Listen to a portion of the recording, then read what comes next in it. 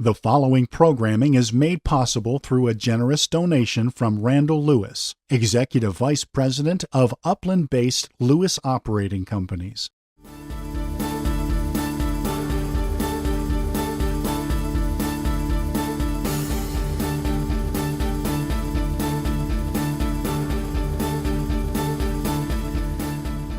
Welcome to another Randall Lewis seminar talk.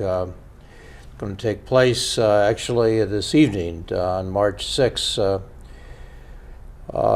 It frames a question that's really before cities as they look at themselves and ask, how are we doing? What's happening?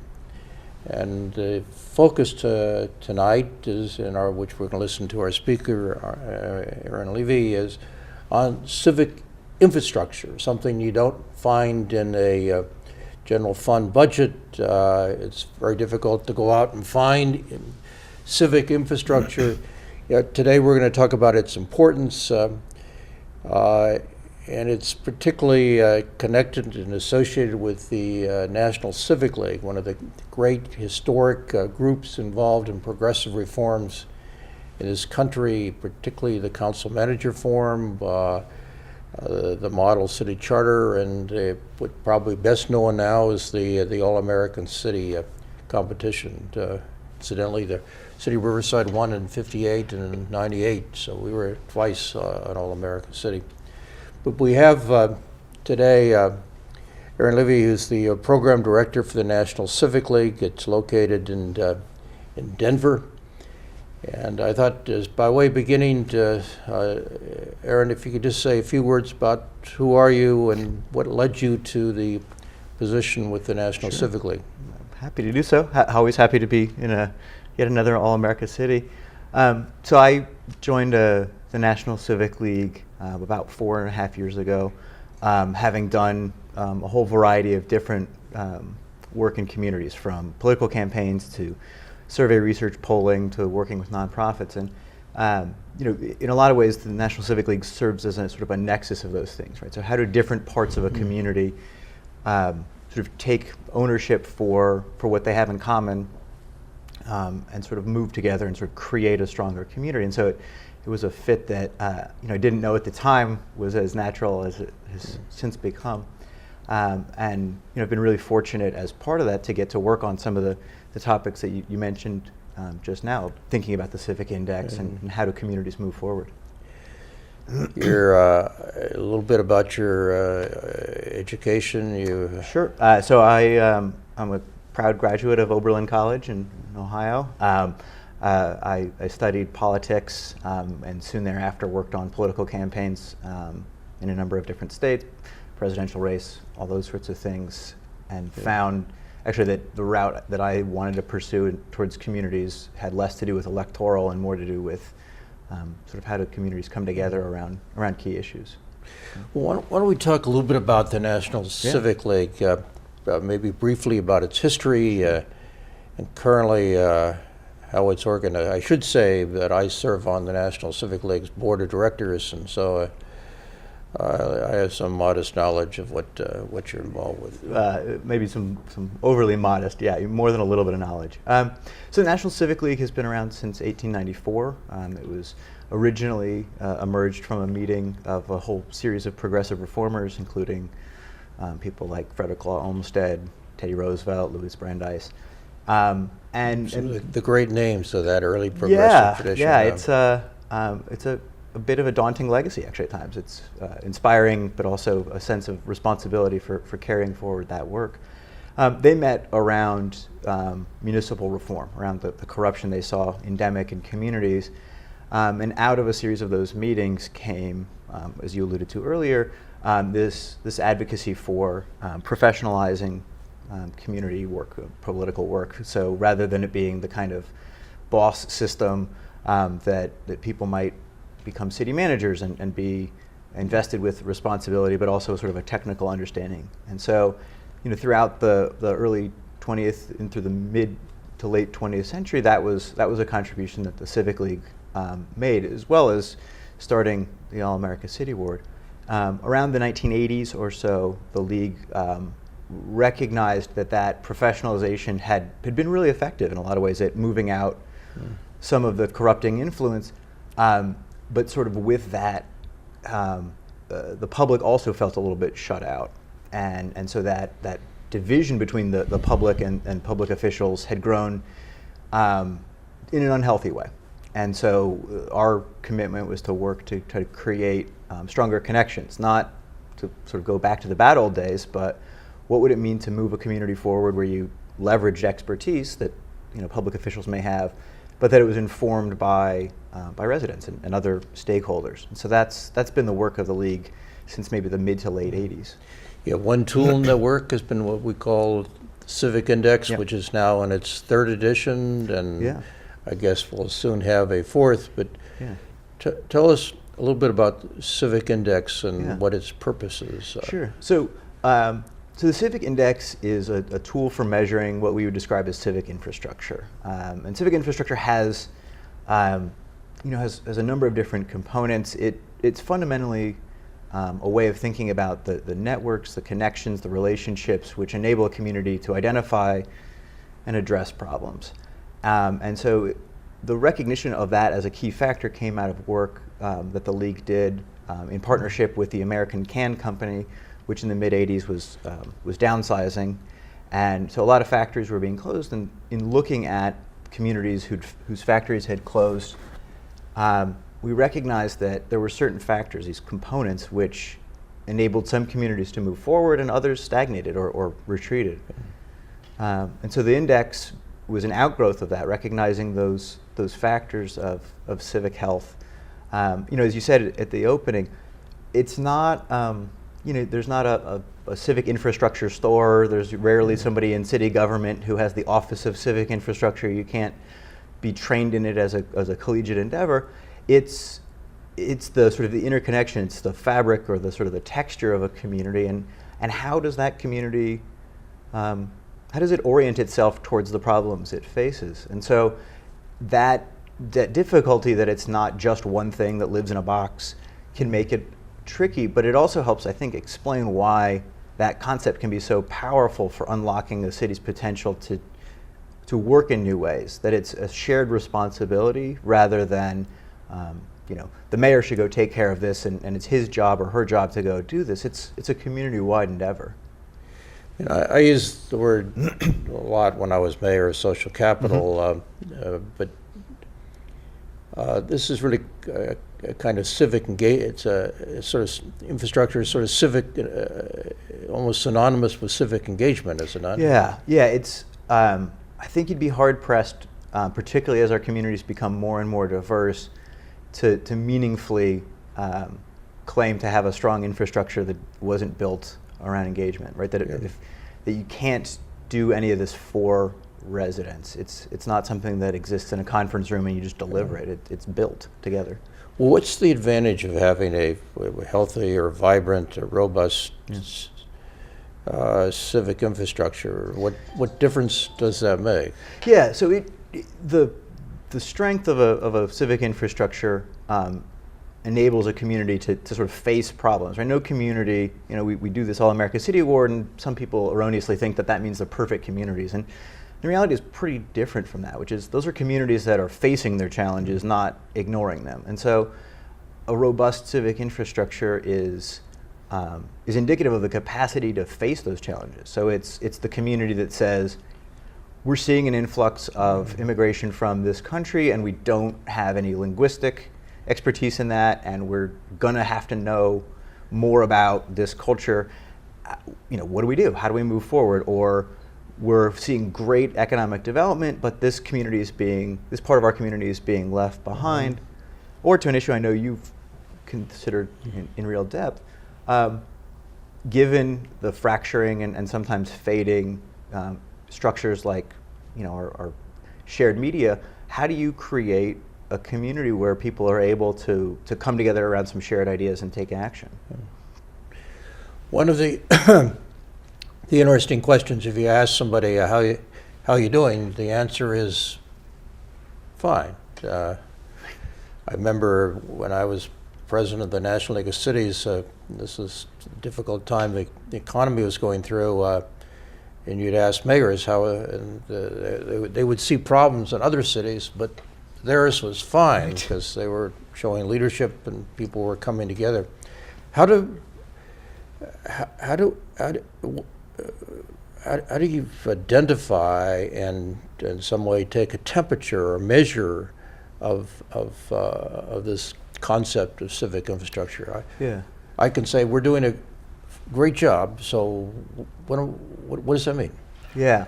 So it's a couple of things. So from a structural standpoint, the index itself, as you'd mentioned, has gone through a number of variations, and so that's a tool that you might use in the same way that a doctor might use, a diagnostic tool. You go and tell your doctor, "I'm feeling fine," and he says, "Well, that's great, but can we still do some tests? It's nice that you think that, but let's check your blood pressure. Let's see these components." And so it is that interface between the sort of the general, right? I feel fine, and lo and behold, your vitals bear that out. Or you feel fine, but you're 3 weeks away from the Widowmaker heart attack, and they might suggest some changes. So some of it is about a willingness to confront difficult conversations. So that's part of the reason we don't usually treat it as the index as a sort of a comparison across communities. We wouldn't say Riverside is the best and Des Moines is terrible, or that it's a way of thinking about the challenges internally and giving you permission to say, when I really look at it, we are struggling with that, or that's an area where we're going to need to leverage some of the real strengths we have to sort of move forward, in these other areas. It does require a community, or at least members of a community, to be to have what I would see as a sort of the combination of bravery and humility, right? The bravery to sort of face those things, and the humility to recognize, look, there's probably some stuff we could be doing better. If a city or people in a city want to take a look at their own community, they could go online and they could print out the current, at least, the third edition. And it's clearly a qualitative discussion, right? It's not. We're not counting widgets, or you're not counting, you're not going to census data, or so how best.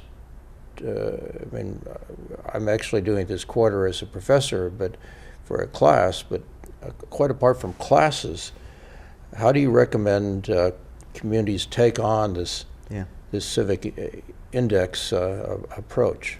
Yeah. So in each of its forms, the index has fundamentally been about people sort of coming together and examining the community. And so I think that one of the strengths is that because it's not simply counting census tract data, that it does have a community aspect just to its use. So, I'd recommend that if there's a Kiwanis club or a neighborhood group or a church group that wants to take this on, as you said, you could download it from the website. There'll be a new version soon, and in any of the cases, taking the document and saying, okay, let's pull together 8 to 15 people and talk through what are we seeing here, and using that as a jumping off point. So we're not talking about a year-long study with requiring $50,000 and outside consultants and all that kind of stuff. Look, if somebody wants to pay us $50,000, I would gladly do it, but I think you'd probably be just as successful printing off and running the meeting yourself. The act of engaging with the civic index is actually a step towards building that infrastructure, right? So if you get 8 to 15 people in a room who are talking about how is the leadership in this community? Do we do a good job of supporting new leaders, or is it kind of an old boys club? When we think about how people get information, are we making room for new sources? Are we striving to find ways to communicate across barriers? That the act of talking about those things and surfacing where we're strong and where we may need some help is a step towards building that. So I don't see it as a lengthy process, and it is a place where I think in a lot of communities, the community, rather than those with titles or office, can take the first step. You don't need to wait for the city manager or the mayor or somebody elected to say, this is worth figuring out. Now, it can be more effective if it's done broadly, but I think there's a lot of value to residents saying, let's think about how we're doing. So it's right. So rather than somebody looking at a city as a government, a city hall, you're looking at a city as as a community. Yeah, and we're big believers that that you can define community in a lot of different ways, and so long as the people in that room are comfortable with a shared definition, that in places that are on the border between two towns, you might think of yourself as being in this town or that town, but you probably have a lot in common despite what the legal boundary says. And so it's not just about identifying a community based on geographic boundaries. The same thing could be true. You could say, we're a network of Filipino-serving nonprofits. How are we doing in that way? And it's not simply an interesting conversation that there are consequences, right, of this. You mentioned the All-America Cities competition. You sort of scanned them in terms of these sort of dimensions and components? Yeah, we try to. I mean, I think the hard but honest truth is that for a number of communities, they've gotten better about paying lip service to engagement than they've gotten about doing it. And I think that that's true across the country. And so communities that, I think people are at the point where they know they're supposed to say they listen to residents. So we've sort of gotten to that point. And it's the truly exceptional communities are the ones that have created structural changes where it's not just a town hall meeting, but but ideas surface from the public and inform it. And so we definitely look for that in All-America City Awards, but I think it's a challenge to communities across the country to take these ideas and figure out work around it. Yeah, and see what forms they can take. If a city was interested in talking to the National Civic League about doing a look at themselves, how should they make contact? Yeah, so the easiest way is either by just going to the website and contacting me. So I'm the program director for sustainability and civic engagement. And at this point, we're actually at this kind of exciting period between still using the third edition, which you'd mentioned, and building out this fourth. And so, at this point, I'm actually eager to work with communities to sort of provide sort of additional support in exchange for learning from them. So this is, if you're kind of on the fence, this would be a great time to do it because we want to test and work with communities to build the tool so that it's more useful to their everyday needs. I often say one of the things about cities, you can, somebody asks you, how's the county you're living in doing? It's very difficult to tell. You can look for some particular hard data.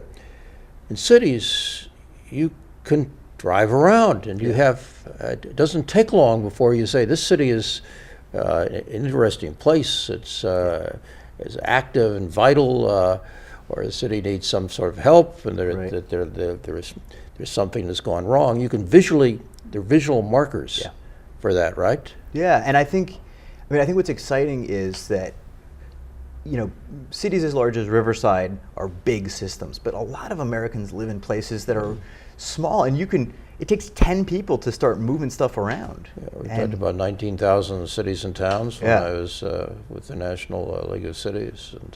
And, most of them are really small. Well, but I think the question then, if you find a city which is alive and vital, one explanation for that is that they have a alive and vital civic infrastructure, right? The ability so there are no communities out of those 19,000 that are without challenges, right? So every community has challenges, and they're different, but the community that's vibrant is the one that says, we're going to figure out a way to work through this. And the way that they generally, not always, but generally work through that is by leveraging that civic infrastructure, by leveraging those networks and connections, in the sense that residents feel like they're not just problem identifiers, but they have a role in solving it. So it's the community where the trash service goes, is off a little bit, and people organize themselves to say, okay, well, we're going to figure out a way around this. Or it's the community where instead of waiting until 5th grade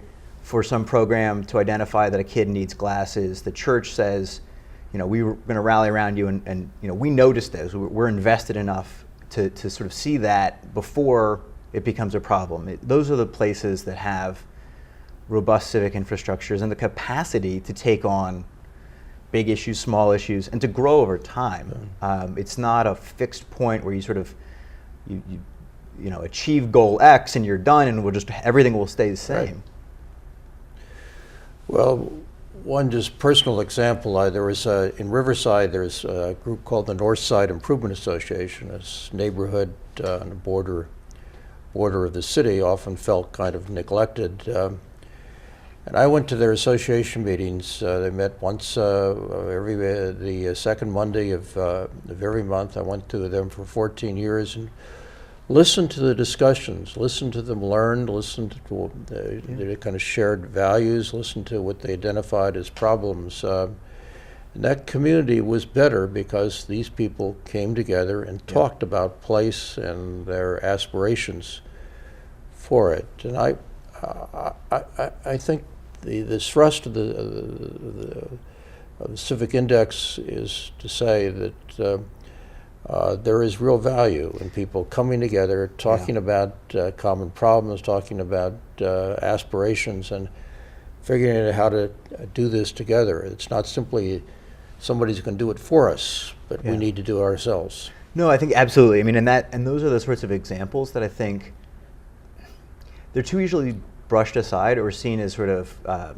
less important than the hard number of, you know, what's the per capita of that neighborhood or whatever it is. I think those are the places that communities are built, which is people continually showing up, people saying, I care enough about this place that we share to show up on the second Monday and being able to work through those things. And it's usually places like that you can sort of, you know, if you trace a story of progress back, there's something like that. And they aren't necessarily the people who do the ribbon cutting or who get the glossy brochure, but that's the essence of what it is to be in a community together. Well, I appreciate the work of the National Civic League. I mean, it has certainly an historical legacy, but also has a current mission. Yeah. And this, I think it is the compelling kind of public interest that we have an expansive and engaged community. And one way to ask, how are we doing? Rather than just saying, fine, just to say, the Civic Index is one important diagnostic tool. And you have any final kind of comments, Aaron, you want to make about your own aspirations of the fourth edition? I mean, I'm thrilled to be in a position to get to be the inheritor and to sort of, you know, have the responsibility to help move forward what has been, I think, really good work on the Civic Index. And so, you know, my hope is to sort of be worthy of that and to find a way for the tool itself to continue to give communities the support and some of the questions necessary to find groups that are doing the real work and to say that's worth investing in, that is something that the capacity that's built in the northern neighborhood is going to be useful for issues X, Y, and Z, and that in our sort of rush for demonstrable outcomes and accountability, that we get there by investing in those relationships and those capacities, in the things that make up a civic infrastructure. And so, you know, I'm thrilled to get to be here and to talk about it and to have a license to learn from you and your students. It's been an incredible opportunity, and I'm looking forward to the talk tonight. Well, thank you very much for coming to Riverside. Thank you. It's a pleasure. The following programming is made possible through a generous donation from Randall Lewis, Executive Vice President of Upland-based Lewis Operating Companies.